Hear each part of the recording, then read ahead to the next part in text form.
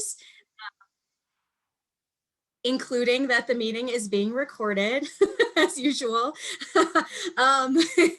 And then also a shout out to those of you that, oh, I must have frozen.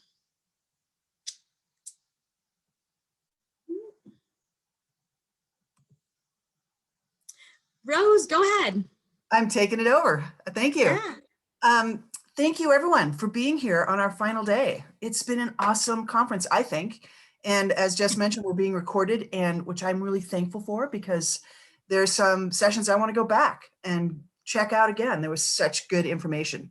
So I just want to remind you once again to keep your schedules handy, because some of the sessions will stay on the same link, but some have different links.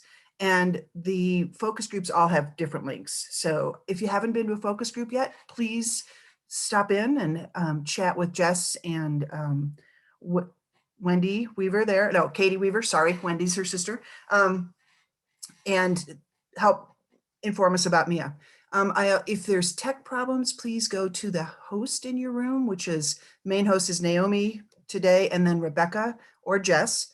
And then if you are having troubles getting into a session, contact me. Or if you have questions about the conference in general, contact me at miasecretary@gmail.com. And I want to remind you that the online auction ends at 5 today. So you still have time if you haven't bid yet. And finally, we wrap up the conference today at noon with a celebrating our informal and formal educator awards, and also a closing ceremony with Shane Doyle. So please be sure to put that in your schedule and join us then. And I want to just shout out to the last of our conference sponsors. I've been mentioning them every morning. The ones I haven't mentioned yet so far are Montana Learning Center, Montana Audubon Center, the Sierra Club, and the National Parks Conservation Association. So thanks again, everyone, for being here. Are you ready to take it back, Jess? Thanks, Rose. Yeah, thank you. I hope I froze in a really good spot, facial expression. Because I just thought all of you froze in really great facial expressions. So just a couple more things. One of the big ones is that we will be sending out a conference evaluation. And Mia's been around for a long time, but we are a small and nimble organization. And so your feedback is really, really powerful. And so I know we've been saying that about the focus groups, but also there will be a conference eval that'll go out in the wrap-up email, as well as, you know, I'm going to put it in the chat right now in case you want to just open that and have it ready for you after the conference today. But please feel free to give us your feedback on this, and we'll be reviewing it with our full board to make sure that future conferences just keep getting better. So we want to hear from you. The other thing is that if you are enjoying this sense of community with folks like this, and if you're not, well, I can't help you. But if you are and you want to keep it going, we do monthly network calls, and anyone, you don't have to join every month or anything like that. But if you want to bop in every once in a while, let me know. There will be, there's actually a spot in the eval where you can say, you know, hey, add me to the list. And you can just jump in. It's the 4th Tuesday of every month that we get together and just sort of talk about, everyone gets to say, hey, I'm having this challenge. I was hoping to ask about this, or I want to celebrate this win that happened, or just find out what folks are doing. So know that that is available.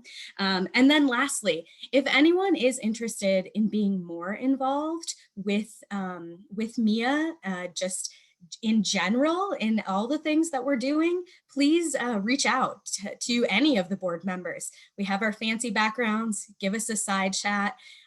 Board membership, all the way to, yeah, you want to help advise on next year's conference, or, you know, you want to be involved in some other way. Just reach out, please, because we're always looking to expand that. So, all right. With that, I have the honor today of introducing someone who has been incredibly helpful to me in my work, just getting different perspectives throughout Montana and helping with this conference. And so today we have Jennifer Statham, who is with the Office of Public Instruction and is in the department with the Indian Education for All folks, and has already offered to help anyone that ever needs resources for cultural responsiveness. I see a lot of head nods already. She has helped a lot of us already. And so her email is in the chat now in case anyone wants to reach out. And Jennifer also has a session later today talking about being culturally responsive. So, well, Jennifer, I will kick it off to you. Thank you so much, Jess, and congratulations to all of the MIA team for this fabulous conference. And it is just such a joy for me to introduce Mandy Smoker Broaddus, our keynote this morning. I've known Mandy for, I think I was figuring out about 13 years now, and I think of her as a sister and a friend. So sure, I could read a list of accomplishments, but you can also look that up on page 160 of this fabulous poetry book that she's included in by Joy Harjo. And Mandy is a very accomplished poet as well. But what I'm most proud of is our relationship over the past 13 years. She is a friend and a sister. Mandy has also been an advocate and educator for American Indian education her entire career, from teacher to principal to Indian Ed director to educational consultant. She models change. She implements change. She supports others as they implement change that benefits American Indian students and all who support those students, which is such important work. Thank you, Mandy.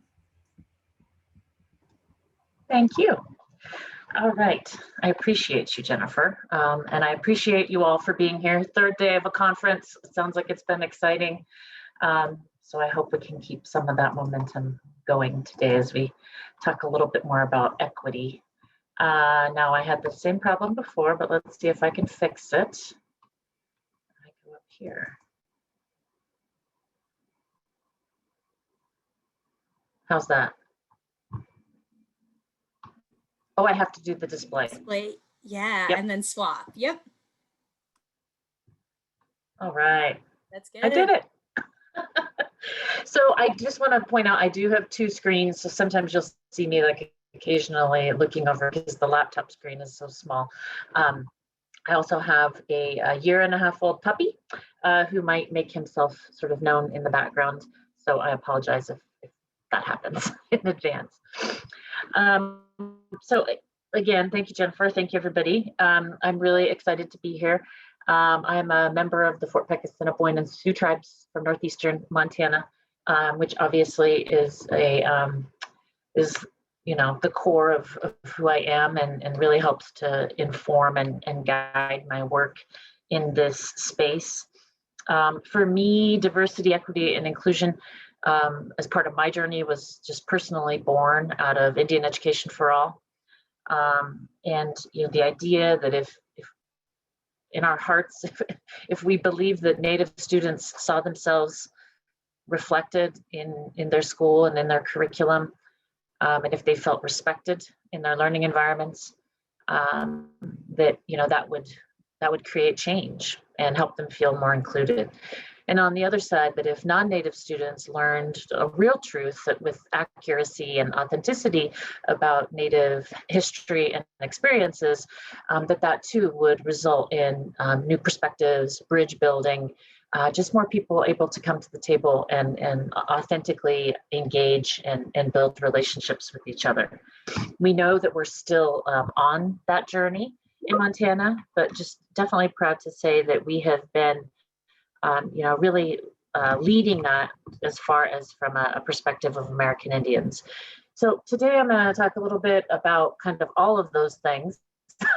I'm going to talk about, in inclusive education, what, equity looks like as far as education right now.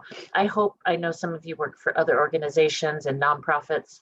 I hope that you can see how some of the framework and some of the ideas can also be adapted and lend themselves to your work in your space as well.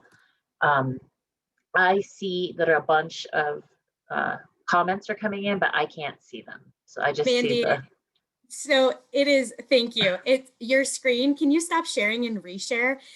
It's a bunch of comments about only being able to see part of your screen right now, which is funny because exactly, 11 minutes ago when we tried it, oh, now it's fine. Whatever you just did. Now? You're good now. Yeah. Everyone else okay? I think it was because the mouse went over to the other screen. Okay. Yeah, you're golden now. Looks great, Good. Everyone is saying. I figured something was happening because I kept seeing orange flashes of message. Okay. So again, I'm just really proud of Jennifer and all the team at OPI, where I got to work for 15 years. And I think as we consider like an equity framework and how you build those and establish those, that culturally responsive curriculum, which I'm going to touch upon a little bit and Jennifer will talk about more later, are really sort of, they come together in a way that really, I guess, helps move us forward in these conversations. So since I'm currently two of Montana's poet laureates, I thought I would start off our day, our time together, with a poem by one of my wonderful mentors. Linda Hogan is a Chickasaw writer. She lives outside of Colorado, and she's been writing a lot of new poems lately, I think in response to sort of the political stage we're in, but also the environment, also the pandemic. I just feel like she's done really doing some really great writing. So this is a newer poem of hers. And I saw more comments, Jess. Do I need to do anything? Sorry. Okay. Nope, you are good. Okay, great. So this is a poem called History. This is the word that is always bleeding. You didn't think this until your country changes, and when it thunders, you search your own body for a missing hand or leg. In one country, there are no bodies shown. Lies are told, and they keep hidden the weeping children on dusty streets. But I do remember once a woman and a child in beautiful blue clothing walking over a dune, spreading a green cloth, drinking nectar with mint and laughing beneath a sky of clouds from the river near the true Garden of Eden. Now another country is breaking this holy vessel where stone has old stories and the fire creates clarity in the eyes of a child who will turn it to hate one day. We are so used to it now, this country where we do not love enough, that country where they do not love enough, and that. We do not need a God by any name, nor do we need to fall to our knees or cover ourselves, enter a church or a river. Only do we need to remember what we do to one another. It is so fierce, what any of our fathers may do to a child, what any of our brothers or sisters do to non-believers, how we try to discover who is guilty by becoming guilty, because history has continued to open the veins of the world more and more, always in its search for something gold.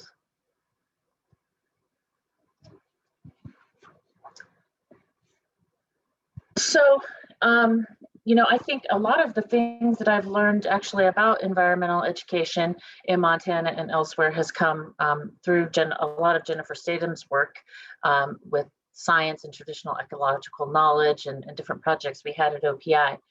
So I kind of wanted to check some things out and see what was being said. And I found this for a report done by Stanford. I'm sure this organization is important the North American Association for Environmental Education, I'm sure is on everybody's list except mine. But I just found this to be really compelling.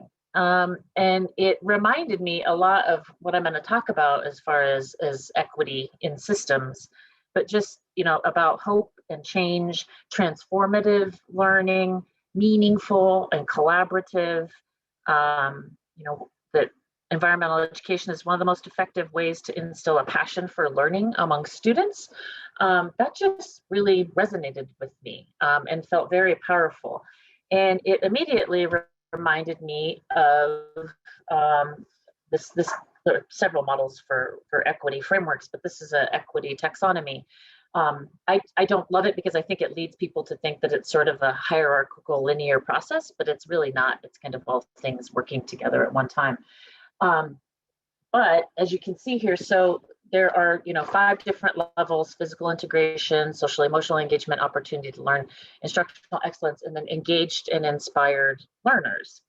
And I want to touch on that related to that quote about environmental education just a little bit, because on this taxonomy, levels 1 and 4 really address equity concerns and practices that schools or organizations could consider when designing equity plans.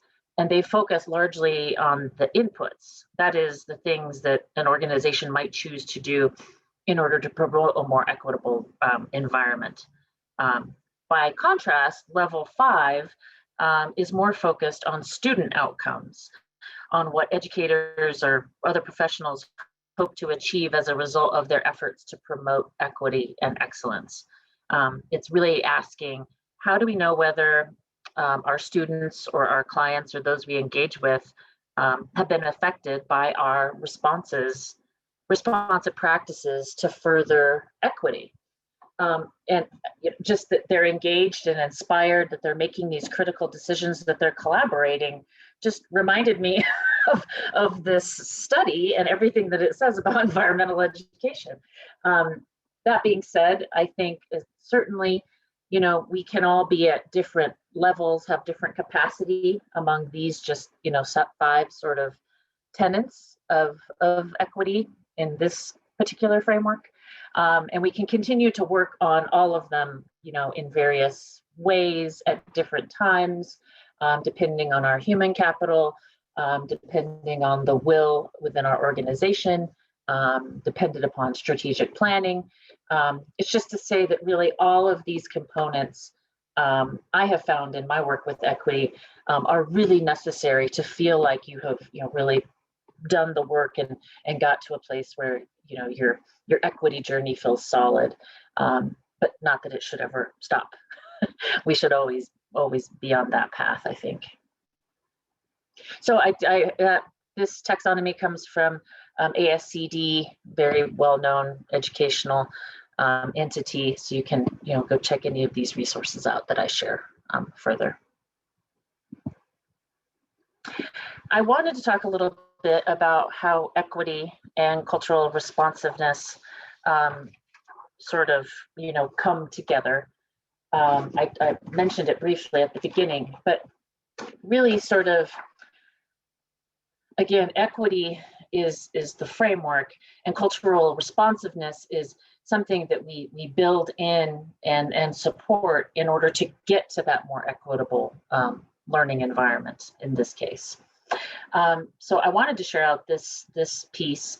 It's a key, 4 keys to developing equity literacy based on 4 abilities: recognizing bias and discrimination, responding then as the next level to redress bias, discrimination, and inequity by responding, but also by studying ways in which bigger social change happens. And I definitely think, from what I've read about environmental education, I feel like a lot of that is very present and discussed in much of what I was reading. And then lastly, cultivating and sustaining bias-free and discrimination-free communities. And we know that is it's obviously our ultimate goal, but we have much more work to do before we can truly, I think, arrive at that place. And so, sort of as equity literacy, I think educators need to really consider those 4 abilities in themselves. And when you have done that work, I think learning and developing your cultural responsiveness, your culturally sustaining pedagogy, the material that you teach, the way that you teach it, I think you become much more empowered and much more effective at delivering that. So if you think about Indian Education for All content, all the great resources available, all the teaching materials, it really, there has to be some pre-work done on the part of all of us to be prepared to not just teach a lesson, right? But to really understand the place that which it's coming from. Again, that place I talked about where we want to be building bridges in Montana, because they're just a reality. There are some communities I don't feel safe going into alone.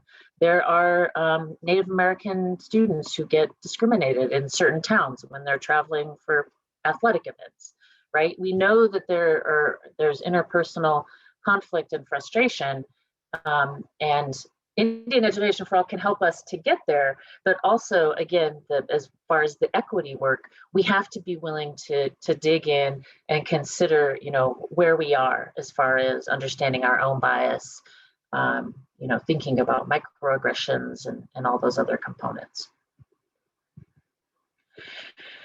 So I wanted to share, I see a couple more chats. Jess, do I need to do anything? Okay. That's fine. So, I don't want to just say all of those things and then sort of, leave everybody hanging. I think there are some questions, and there's a ton of research about this. There's we could go into a anti, racism and anti-bias training that could take like 2 days. So we're just, kind of brushing the surface here. But I did want to leave you with a few questions, I think, for educators and professionals to consider as they're sort of building up that equity position within themselves. I think this first question, as you're engaging with anyone, is this an asset or deficit-based conversation? Really paying attention to the language that you're choosing. Obviously, that's very important to me as a poet. Is blame being presented in this conversation? And related to education, often blame is pointed towards families and what they can and can't do and what they're willing to do or not willing to do. Is there a different cultural understanding of this concept? Again, that's about the lens with which you've cultivated, your whole life based on so many different factors about who you are and where you come from, and thinking about the perspective of others. Is my language individualistic or collectivist? I think is really interesting. That's something I'm trying to do more, sort of in my own work and own conversations.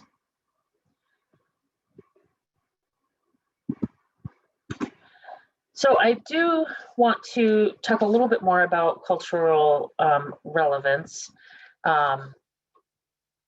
And these are sort of, I think, broad brush strokes. I like to call it, you always, when you have to make a case to somebody for something that's unfamiliar to them, or they might even be resistant to, it's good to have these things like kind of in your back pocket that you can just remind folks of about, cultural relevance is like, opens up, whole new worlds for people. It can help make meaning and connection, help us understand new ideas, and it helps us reason and theorize to a greater extent, triggering parts of our brain that might not otherwise get activated. So just thinking again, big picture, I like to be able to say, yes, of course, culturally responsive curriculum, cultural relevance, culturally sustaining pedagogy, all of that is critical to developing young people and a community that values, connection and engagement among everybody. But for me, taking that, and for others, many others, taking that a step farther about why culturally relevancy matters, and in particular in Montana, I would encourage anyone to go check out this report. It's called Becoming Visible. It was created by an organization called Illuminative. They're based out of Oklahoma. It's ran by a woman named Crystal Echohawk. And, she wanted to do sort of a nationwide scan to understand what people in particular thought about American Indians. So again, pointing to why cultural relevancy, couched in an equity framework, really, really matters. So in this portion of the report, there's a lot to it. And there's also an accompanying report. I'll get the name of that one. But this one is talking about myths and stereotypes that are perpetuated in education for Native students. So we know we have a terrible history with boarding schools and sort of what that created for Native American families and communities. And then we move into, an era of education where Native people didn't have much control over, how schools ran, what was being presented. Thankfully, we're seeing more and more Native Americans become teachers, administrators, be on school boards, which is great. But we still have an issue with sort of this mass information that is presented, across the country about Indians. It's really, really damaging. That the narratives conflict. They're based on stereotypes. They result in everyday racism that's experienced by American Indians. It fails to recognize that we continue to contribute to contemporary life, and that we bring value to economies and to various industries, and that we care about the environment. I think you're seeing. I was looking. There are like at least. I always knew about Winona LaDuke's work for environmental justice, but there's Dallas Goldtooth. There are all these other people that are just like really stepping into that space, and I find it really remarkable. And so how do we let people know about that and know that we're not just relics of the past? Well, the real way we do that is we introduce, pedagogy and teaching materials that help to correct that damage that's been done. These are just a few of the findings. I won't go into this too in depth. I have a lot more slides about this whole report, but I just wanted to briefly touch on it today. 60% of Americans agreed that the U.S. had committed genocide against American Indians. Only 36% thought that American Indians experience discrimination. It was noted in the report that bias against American Indians depends on region, with the greatest bias shown among those who live nearest the reservation, what we in Montana call our border towns. There's been lots of discussion about that. People held dual ideas about Natives. Either we live in total poverty, or we have so much casino money that we don't know what to do with ourselves. Or another conflicting narrative that we, I think sort of the romanticized notion that, our care and regard for Mother Earth and the environment. But then also some people would say that, well, their reservations are terrible and, there's trash everywhere. So how can that be? So it's kind of these opposing perspectives that the majority of Americans have. I think this is no surprise, but most people didn't understand tribal sovereignty, that American Indians are different from any other group in the United States because we have a political relationship with the federal government that has been, created primarily through treaties. Also, this is one of the Montana essential understandings. Most Americans lumped all Indians in together into one group instead of realizing that there is great and immense tribal diversity among all of us. So that's, again, just a few of the findings from that report that I find to be just really helpful when because it really gives us some data to be able to work with and talk about in why equity and cultural responsiveness, I think, matter so much for everyone, but in Montana, especially for American Indians. Just a few more considerations. Again, these are things that I often refer to in these discussions. Culture, community, and diversity are assets.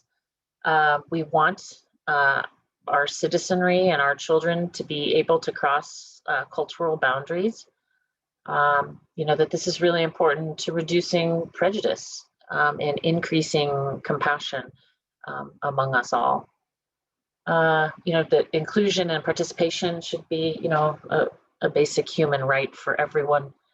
And then lastly, knowing that these structures, the policies, the laws that have been put in place over generations, that was all an intentional effort to really reduce American Indians and in an attempt to force us to assimilate.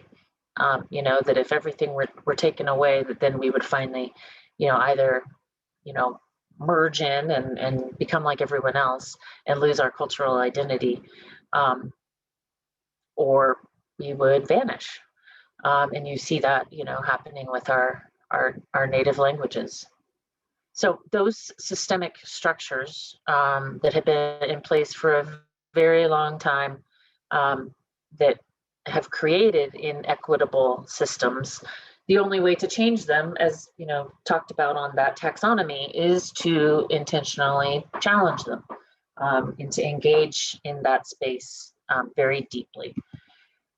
And as part of that, knowing that, again, as with the taxonomy, it's a progression, it's something, that we always have to be working on various components. Related to that, the intercultural development among people, is a process. Moving from a monocultural mindset and then, to an intercultural mindset, again, takes a lot of personal reflection, hopefully, a support from a community or people that you trust. And then in the end, finding yourself in a position where you can actually begin to use those skills and to use that shift in mindset really to be, a support to other communities that have been disenfranchised, or, that equity remains such a big issue. And I'll just go over this very quickly, but intercultural development related back to this continuum. I think we all know this, but we have mental models that have been constructed, based on our experience, the data that we've, gathered from all of our interactions, the places that we've lived, the people that we've known. Sometimes in general, new information challenges our mental models. And it can either create, such a strong reaction as cognitive dissonance, or it can be accepted and adapted or added into an emerging mental model that we have, which I think is, that trajectory, kind of how we want to be moving. I will talk in a minute about cognitive dissonance and what happens, I think, for a lot of American Indian learners when no one ever recognizes that they're Indian, or that it should be, anything about it should be taught in the school, or that what's taught about them is wrong or inaccurate, and just how damaging that can be. There's a wonderful researcher, Stephanie Freiburg. She does a lot of work in this space, especially for American Indians, and just how serious it is and, can really sort of destabilize and sort of upset like the development for many Native American youth. And I guess just that, the intercultural development continuum, again, we can use that for ourselves personally, or we can begin to think about how that might apply to a school setting, or an organization or other entity. And just to quickly sort of visualize, so we went from denial to adaptation, just some examples of how that sort of comes to life. Denial would be someone saying, why are we still talking about race and equity? Minimization, which is sort of that mid-level. Yes, cultural differences exist, but we all value education. All students benefit from a high quality education, right? So in that stage, you're saying it, but you're kind of like, yeah, that's just how it is, and there's no real like action to move beyond that. Then as far as the adaptation phase, I'm mindful of how institutions create systemic barriers, and I'm working to change those systems. In doing so, I'm using adaptive techniques to match where folks are at. I'm also continuing to learn and understand more every day. So I think you can see, I think those examples provide sort of a good, really sort of brings it to life about how different sort of those different stages can be in people. And I'm sure we all can, think of those and, think of someone that we know as being, in one of those particular mindsets. But the good news that we can, with relationship and with curiosity and, with compassion, we can, easily begin to learn more, transform our thinking, and really sort of keep pushing forward.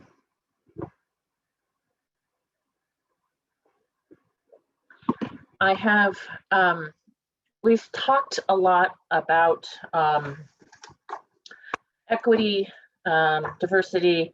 We've talked about culture, cultural relevance, culturally sustaining work.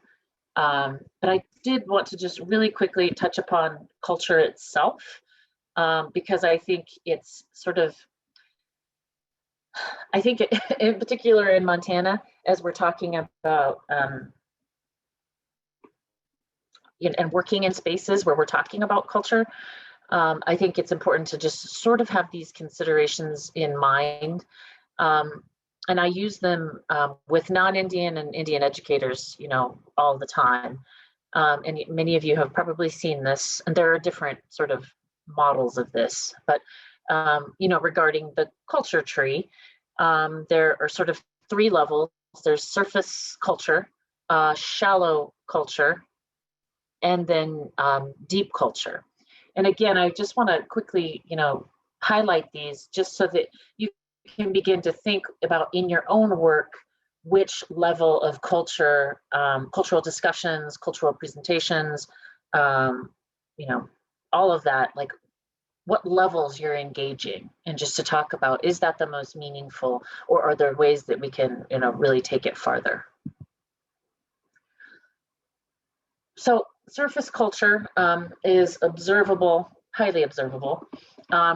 It doesn't produce great amount of anxiety or stress in folks, say students, if you get it wrong, right? So if you're a little off in your explanation of, a particular, let's say, traditional Native American game, that's not gonna be, like, oh, I'm done with you. I'm not gonna talk to you anymore. You didn't describe that right, or, you got it all wrong. It's not as high stakes, I guess. But it also, working in these sort of spaces really has a low emotional impact on trust. And again, I use this in referring to students. So if you're going to be teaching about, let's say, Native American holidays or dance, it's of interest. It, again, it doesn't cause much stress or strain on those students who come from that culture. But it also, it doesn't feel like you're sort of really understanding who I am or where I come from, right? So the next level, again, since I normally cover this in a whole day, so we'll, with lots of other activities. With shallow culture, this is where deeper values begin to emerge. This is where unspoken rules among groups of people exist. And it has a much higher emotional impact on trust. So if you're thinking about like the nature of relationships and kinship, just thinking about Montana alone, all of our kinship systems are very, very different. And so as you move around in different spaces, to really be aware of that. And in particular for students, it can be frustrating and it can be damaging if someone says, that can't be your grandma. Your grandma couldn't have died. You told me your grandma died last year or whatever, and it's like, well, in my kinship system, I have 18 grandmas and they all are of equal importance and value, right? So if you get that wrong, you're significantly impacting that student's well-being and their ability to have trust and, understanding. So these are, again, child rearing. It's very significant, that many American Indian students, move from different households to households. That's happened in my own. I've raised nieces and nephews for short periods of time. And in other cultures, that is a very negative experience. And so the value placed on child rearing in different ways is very, very clear, sort of in that context. So again, just thinking about eye contact in a Western sense is very different from the non-Western world, how eye contact works. So just, again, thinking about those different cultural aspects. Deep culture is the place where the collective knowledge really of a certain group of people, I think of it as those roots, again, in that tree, where they're holding the entire community up. Unconscious assumptions exist here. Ideas about cosmology, that one viewpoint is good and another is bad, is often a common sort of dichotomy that's set up. This has an intense emotional impact on trust. And I mentioned earlier about the damaging effects of incorrect information or no mention of American Indians in education. There's a wonderful researcher, Dr. Zaretta Hammond, up there in the green.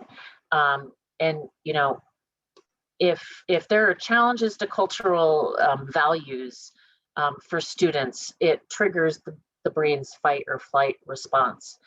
So meaning that if we don't acknowledge who people are, their history, their languages, their identity, and we just kind of gloss over that, or we perpetuate, a system where the information is false, damaging, it actually is impacting the brain's development. And so it's, very, very high stakes work to begin to understand culture and to begin to understand equity.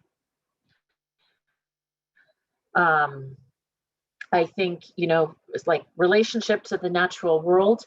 I think, as far as like environmental education, for American Indians, understanding that there's kinship among, so many, what other people will call living and non-living entities, but that there is relationship there is meaning and understanding with the natural world.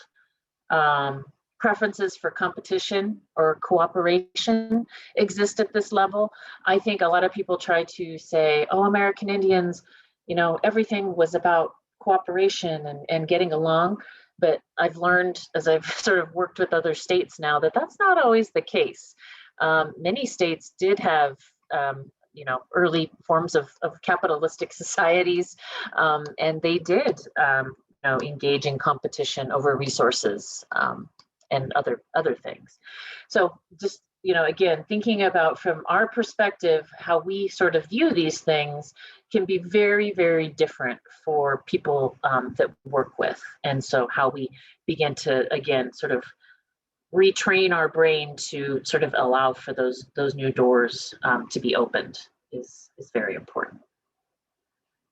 And luckily, we have a ton of, in Montana, a ton of tools and resources that help us with this regarding American Indians. But if you want to talk about equity in your organization or equity in your classroom or school, there are so many resources out there that are just really fabulous in talking about this. I've only shared, one sort of model today, but there's a great deal out there to support, and I think that's great. And Native Knowledge 360, which many of you have probably heard of, is the Smithsonian Museum of the American Indian in DC. It is sort of their warehouse of all things that can be used in teaching and talking about American Indians. And I just pulled their Essential Understanding number 3 because I think it applies directly to environmental education. And this talks about, again, things that we've been talking about forever related to traditional ecological knowledge that American Indian, Alaska Native, Native Hawaiian people had been in those environments for a very long time. And, were the first scientists. They were theorizing, they were studying, they were gathering data, and they were all doing that in a way that was, generally harmonious. Did not, forgive me a heart. It did not exploit resources. There was often sharing among different tribes as they moved around. There was warfare and other things. I don't mean to say that didn't happen, but there was just, obviously such a deep understanding of the natural environment and how that relationship what needed to be safeguarded, and it needed to be, held up very high in everybody's, as we just saw on that last slide, everybody's collective knowledge, right? For many American Indian people was, the land matters, the water matters, and so what are we going to do about it? So I really love this this particular resource. Just encourage you to check that out. And then I wanted to show an example of how that can really come to life. You have all of the Montana resources, which are fabulous. In work I'm doing in Oregon, this is for the Coquel tribe. They're located near Coos Bay on the coast of Oregon. This is a lesson that they wrote, that if you think about all the things I mentioned under this Native Knowledge 360 about, stewardship of the land, understanding cycles, being very deliberate and intentional in how you use those natural resources traditionally. This is a contemporary sort of effort by one tribe to use, to buy back more of their traditional forest land and to combine both their traditional ways of forest management. That could be through burning, that could be, sometimes they did flooding, sort of different techniques. And then thinking about also what scientific principles would say about forest management. And so they are doing, this incredible, putting out this incredible effort to understand what about both will be valuable to them in moving forward, and so that they can be the best stewards of these forest lands that they possibly can. And so this is just one lesson that we wrote for that tribe, but I feel like it really sort of exemplifies, how far you can come, and how, again, we can give this resource to teachers, but part of what has to happen, part of the front loading has to be providing opportunities and safe spaces to ask yourselves the questions about bias, about inequities, about racial justice, social justice, and whether you do that on your own, whether you do that with a group of people, however that sort of happens, I think schools and organizations have to do their best to do some of that front loading, and to help make that, not something on the fringe, but just part of a way that, our organization, our school, we operate under an equity framework. And that's just part of, the way we do things. It's part of the way we talk to each other. It's part of the way we build projects out, right? Just and so many other things. But related to that, I think as we do this work, and this is sort of talking about schools, but I think it also applies to organization. In order for your equity framework to be viable, in order for cultural responsiveness to really be front and center, you have to be engaging and incorporating student and family voice. And to that, I would add, if I had another slide, I would have added the voice of tribes in particular, and that they definitely have a seat at the table, that we're building and sustaining those collaborative relationships, and that we're exploring social justice and community issues, I think is very critical. There's a great blog there, the link that talks in particular about these issues related to the pandemic and how we do those things sort of when we can't be in the same room with somebody. So it does have some really great and specific suggestions if you'd like to check that out.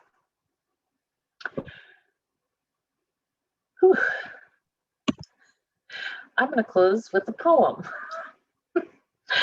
I know I covered a lot, and thank you for sticking with me. But this topic and the work that you all do, obviously, I think just come together so well. And I was just so excited to learn more and to think about sort of some of my own experiences, some of what I share with educators related to equity and cultural responsiveness, and kind of just it all just, sort of matched up. And I'm just really grateful for that experience.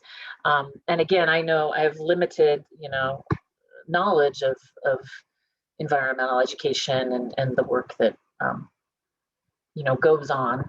But I think I've learned a lot through this process. So thank you. This is a poem I wrote a couple years ago after doing some work when I worked at OPI for Heart Butte Public Schools. Heart Butte, Montana. This unsympathetic wind, how she has evaded me for years now, leaving a guileless shell and no way to navigate. Once, when I stood on a plateau of earth, just at the moment before the dangerous jutting peaks converged upon the lilting sway of grasslands, I almost found a way back. There, the sky, quite possibly all the elements, caused the rock and soil and vegetation to congregate. Their prayer was not new and so faint I could hardly discern. Simple remembrances, like a tiny syncopated chorus calling everyone home. Across 1,000 eastward miles and what little wind was left at my back.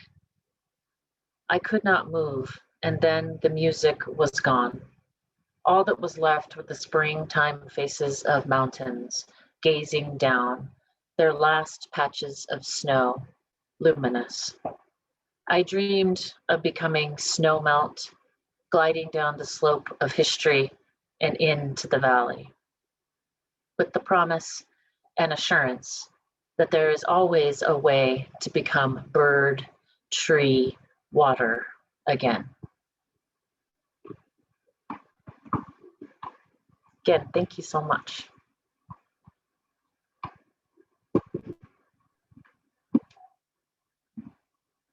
Mandy, I know that you can't see all of us, but you should see the hearts and the celebratory emojis that are coming up on the screen. Oh, maybe you can now. And we've had a ton of comments just thanking you and saying how wonderful this was.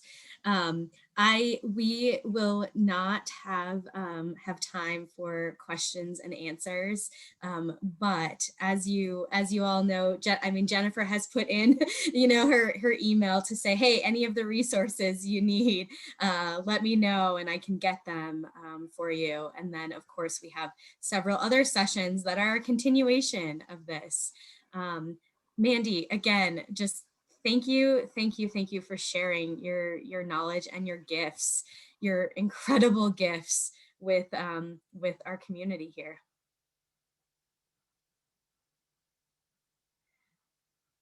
All right, everyone. I will let you all go. I did one more thing. I wanted to let you know that we will have the recordings up shortly, and we'll send you all the link to those, but they won't be done right away, like by tomorrow. So we appreciate your patience with that. So, okay, please join us again for our closing today, and so we can wrap things up with Shane. And yeah, just so grateful for all of you. Enjoy. Thank you, everybody. Remember, if you want to join the next sessions, they are different links. So please make sure you have your schedule open, and we'll see you then. Thanks.